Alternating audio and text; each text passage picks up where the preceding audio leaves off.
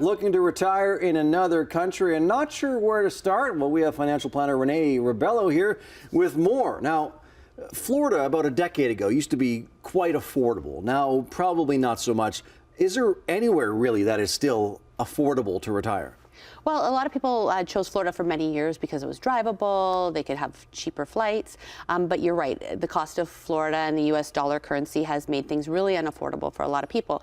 So I actually flew in from Florida last night, and you know, being down there, the weather's still fabulous. However, a lot of people are now looking at other places. So Europe is becoming a very popular spot. You're finding a lot of the snowbirds that would typically go to Florida are now selling their places and taking that US currency and taking it over to Europe and hitting places like Portugal and Spain, and you know, looking at not just the mainlands or the Algarve in Portugal, but also the Azores is a beautiful bunch of islands just off the coast of Portugal with amazing climate, lots of wonderful fresh seafood and affordable living. Yeah, because it's all about cost of living, especially Correct. when you're retired. You have to pinch almost every penny. Yeah. Yes, maximize those dollars, right? And making sure that you're able to, you know, get around and have some kind of health care available, you know. So when you're looking at different places like Costa Rica, Mexico, you know, Europe, you want to look at a few different things. You want to look at the time of the month, the time of the year that you're going to go, what's the weather going to be like? Is it rainy season? Is it humid?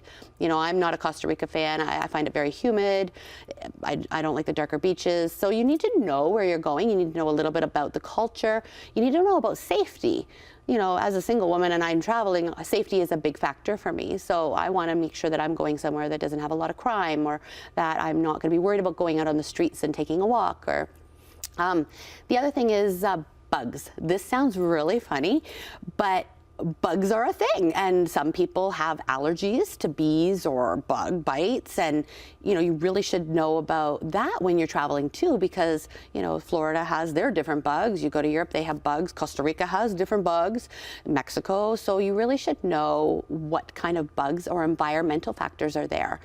The ocean plays a big part in things. Florida has riptide. What right? kind of money does a couple need to have in order to retire in one of these destinations? Well, that's $1 million question. Because it really depends on what you want to do. Do you want to buy a place where you're going, or do you want to rent? Do you need to buy a car, or are you going to rent a car? Are you going to be able to walk everywhere once you get there? Are you going to share accommodations with another couple that you really get along with?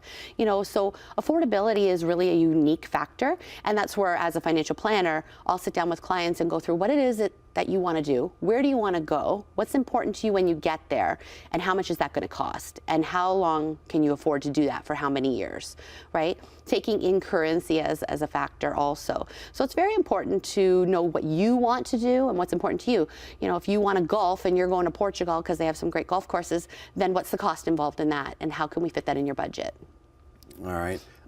Most important thing someone needs to know. I guess we're running out of time. Most important thing someone needs to know if they want to retire abroad. Health and travel insurance, really, really, really important. You know, you can cut your finger, end up in the hospital, and it could be like a $3,000 currency of that country's bill. You know, so make sure you know your travel insurance and really look at the exclusions, not just what's covered, but ask the travel insurance person that's selling it to you, or the company that you bought it with, what are the exclusions, what's not covered, so that you know what you need to do in order to get the coverage should anything happen. All right, we've got 30 seconds. What is your favorite place and why? Mine is Florida, still Florida. I built a house down there. I love it. I love the beaches. I love that I'm a drive from home, so if the world shuts down, I can get home still instead of having to take a flight. And I just love that it has all the amenities of Canada. All right, good advice. Thanks very much, Renee Rebelo.